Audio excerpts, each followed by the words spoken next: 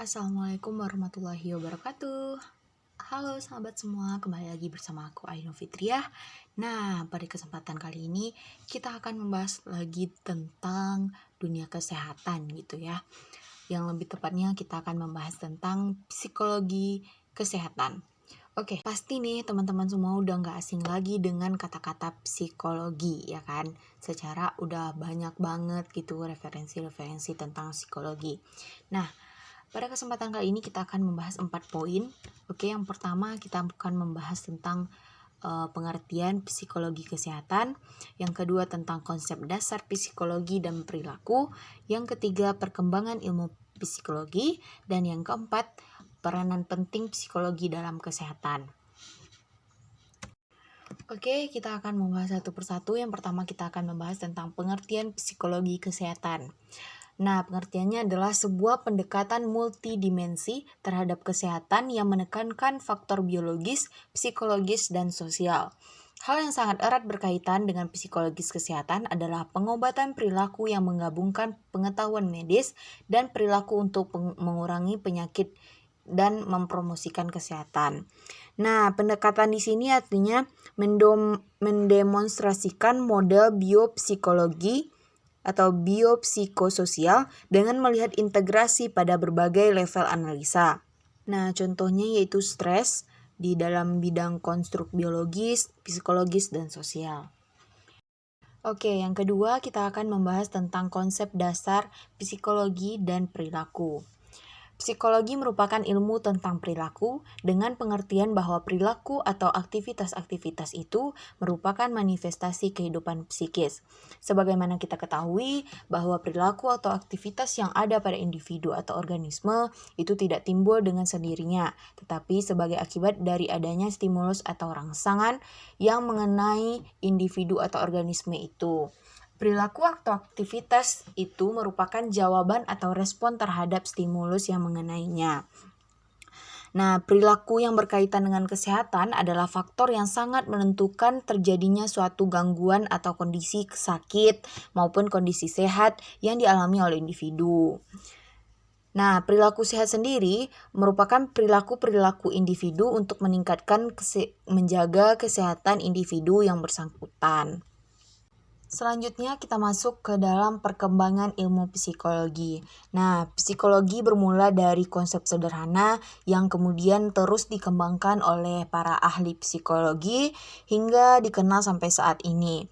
Psikologi kemudian berkembang menjadi ilmu pengetahuan yang mempelajari tentang kejiwaan dan respon tingkah laku manusia dengan lingkungannya. Oke, sejarah perkembangan psikolog dibagi menjadi beberapa periode zaman dari mulai pra berdirinya psikologi hingga psikologi seperti yang dikenal saat ini. Yang pertama yaitu periode pra berdirinya psikologi.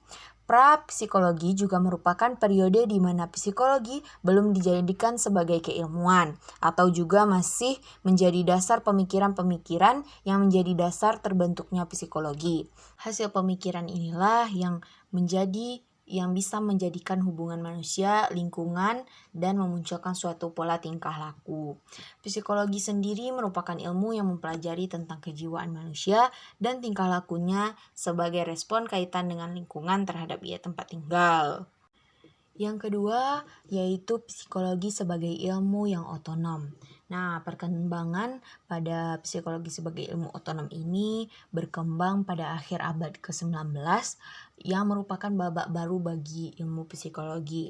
Nah, di sini banyak para peneliti yang ingin mendalami tentang ilmu psikologi, contohnya seperti Kurt Lewin. Nah, Kurt Lewin ini mulanya tertarik dengan paham yang dianut oleh Gestalt yang kemudian ia memberikan kritik karena dianggap tidak akurat atau pasti. Nah, Lewin kemudian mengembangkan psikologi kognitif ini di Amerika sebagai langkah lanjutan untuk psikologi. Nah, psikologi kognitif merupakan gabungan dari aliran behaviorisme dan aliran Gestalt yang dibawa pada tahun 1940-an. Nah, aliran psikologi kognitif berfokus pada proses-proses pusat seperti sikap, harapan, dan ide dalam membentuk tingkah laku. Kognitif diartikan sebagai suatu yang terjadi di alam sadar atau kognisi Salah satu tokoh psikologi kognitif adalah L. Vertinger. Psikoanalisa kemudian lahir membawa pengaruh yang besar dalam perkembangan psikologi hingga saat ini.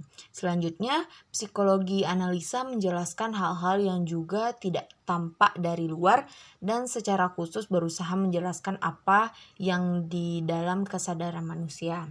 Yang berarti pada zaman ini banyak ilmuwan yang menganalisa tentang psikologi, di mana itu tentang perilaku atau yang ketiga yaitu perkembangan psikologi modern. Nah, sejarah perkembangan psikologi berisi mengenai pendapat-pendapat para tokoh, sejarah, dan ilmu jiwa yang menjelaskan mengenai kejiwaan. Terbentuknya psikologi modern tidak terlepas dari pengaruh para tokoh-tokoh psikologi di masa lalu. Aliran modern yang muncul pada perkembangan psikologi adalah strukturalisme. Strukturalisme ini adalah awal munculnya pernyataan psikologi sebagai disiplin ilmu yang bersifat otonom dan dibangun menggunakan laboratorium penelitian.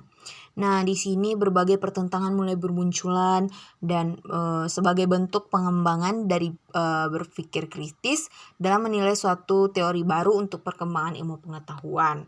Pada zaman ini semakin banyak peneliti-peneliti yang mau dan yang ingin melakukan penelitian mengenai psikologi atau ilmu psikologi. Nah, maka dari itu keilmuan psikologi modern yang digunakan saat ini dalam penerapannya berkaitan dengan mempelajari kejiwaan manusia dan respon lingkungan serta tingkah laku sebagai efek dari kejiwaan tersebut. Dan yang terakhir pembahasan kita adalah peran penting psikologi dalam kesehatan. Tentu psikologi ini banyak ya manfaatnya untuk kesehatan. Di antaranya yaitu penelitian. Dalam bidang penelitian, psikologi kesehatan mempunyai peran penting untuk menguji atau meneliti keterkaitan antara faktor biologis, psikologis, dan sosial terhadap kondisi sakit maupun kondisi kesehatan.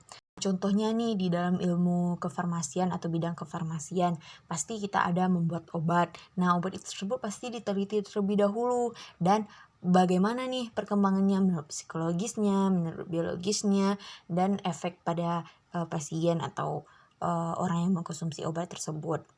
Yang kedua yaitu treatment. Dalam bidang treatment, psikologi kesehatan memiliki peran yang berkaitan dengan masalah-masalah psikososial terkait munculnya suatu penyakit atau kondisi sakit. Nah, treatment sendiri ini contohnya di dalam kita bermasyarakat. Selanjutnya, promosi kesehatan. Promosi kesehatan dalam bidang promosi kesehatan ini memiliki peran program intervensi bekerja dalam suatu organisasi atau yayasan. Nah, contohnya saja kita sebagai tenaga kefarmasian atau bidan atau perawat mengabdi pada rumah sakit untuk melakukan program intervensi atau dalam promosi kesehatan tentang psikologi kesehatan. Wah, nggak terasa nih kita udah sampai kepada penghujung pembelajaran kita pada hari ini. Terima kasih untuk teman-teman yang udah menyaksikan. Semoga bisa mengambil pembelajaran dan dimanfaatkan di kehidupan sehari-hari. Jika saya ada kekurangan, mohon dimaafkan. Apabila ada yang mau ditambahkan atau saran, bisa ditinggalkan di kolom komentar. Oke, sekian dari saya. Mohon maaf apabila ada kesalahan. Assalamualaikum warahmatullahi wabarakatuh. See you guys.